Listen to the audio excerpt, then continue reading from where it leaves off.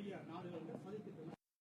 ஏன்னா இந்தியாவிலே இது இப்படி இருக்குன்னு சொன்னா இந்தியாவில் மக்கள் தொகை கூட அங்க ஒவ்வொரு செகண்டுக்கும் காசு ஏறிக்கொண்டே போகும். அதனால இந்த விஷயம் பெருசா பேசப்படுது. அதோட நாங்கள் இப்ப ஈழத்து மக்களை பொறுத்தவரையில நீங்க ஒன்று பார்க்க போனோம். இன்றைக்கு யாழ்ப்பாணத்தை பாருங்க, அந்த யாழ்ப்பாணத்தில் மாடுகளே காண முடியாது. மாடுகள் ஒன்றுமே காண முடியாது. எல்லாம் இறக்குமதி செய்யப்பட்ட மாடுகள் அங்க இருக்குது. இப்ப சோ நாங்க அவைக்கு நாங்க ஆதரவு கொடுக்கணும்னு நினைச்சு கொண்டிருக்கிறோம். இதன் விளைவு தமிழீழத்திலே நாங்கள் வெளிப்பட்ட எங்களோட கலாச்சார நிகழ்வுகளையும் விளக்குறோம். தயவு செய்து உலகத்தில் உள்ள அத்தனை தமிழ் மக்களுக்கும் இந்த ஜல்லிக்கட்டுக்கு ஆதரவு கொடுக்கணும் என்று காவல் ஆச்சரிக்கிறோம். நன்றி. இது உணர்வு பூர்வமாக மட்டுமல்லாமல் தற்போது அறிவுபூர்வமாகவும் தமிழன் சிந்திக்க வெளிக்கிட்டு விட்டான் என்பதற்காக ஒரு சான்றாகவே அவர் தன்னுடைய பதிவினை தெரிவித்திருந்தார். இன்னும் ஒரு இளைஞனிடம் நாங்கள் இங்கே கூடியிருப்பதற்கான அவருடைய கருத்தை கேட்கலாம். அனைவருக்கும் வணக்கம். எமது கலை, கலாச்சாரம், சுற்றுலமியங்கள் மற்றும் எமது வீரன் சரித்த இந்த விளையாட்டுகள் எப்பவும் போற்றப்பட வேண்டியதும் காக்கப்பட வேண்டியதும் உள்ளது.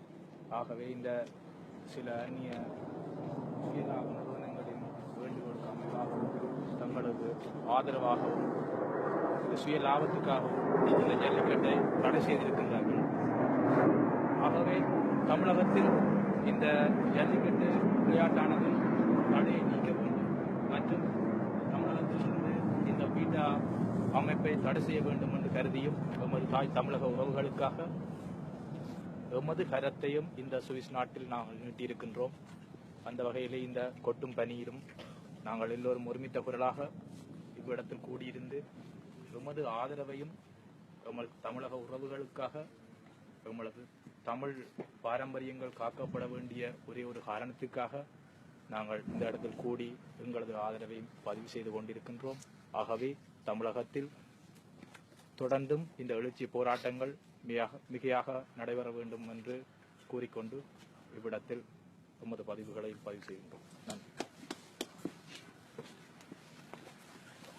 வணக்கம் முகநூல் உறவுகளே, உங்கள் நண்பர்களே. இதுவரை நேரமும் நீங்கள் எங்களுடைய சுவிட்சர்லாந்தில் இருக்கக்கூடிய சூரிச் அருள்மிகு சிவன் ஆலயத்தில் அதனுடைய முன்றலில் நடைபெற்ற தாய் தமிழகத்துக்கான கவன ஈர்ப்பு போராட்டத்துக்கு ஆதரவு கொடுக்கும் ஒரு நிகழ்வாக இந்த நிகழ்வு நடைபெற்றது. இதுவரை நேரம் உங்களுடைய முகநூல் ஊடாக கண்காணித்தீர்கள். ஆகவே எல்லோருக்கும் நன்றி கூறி காலம் நாங்கள் போட்டி வந்த ஜல்லிக்கட்டு நிகழ்வை இந்திய மத்திய அரசாங்கமான தடை செய்ததை முன்னிட்டு ஈழத்தமிழர்களாகிய நாங்கள் இந்த கவனஈர்ப்பு போராட்டத்தை நடத்தி கொண்டு இருக்கின்றோம்.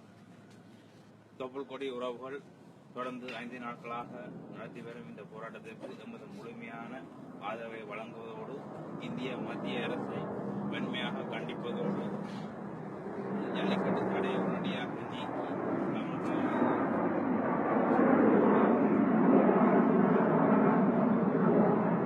முகநூல் உறவுகளே, உங்கள் நண்பர்களே, இத்தோடு இந்த என்னுடைய முகநூலில் நேரலையாக வந்த இந்த காணொளி நிறைவுக்கு வருகிறது.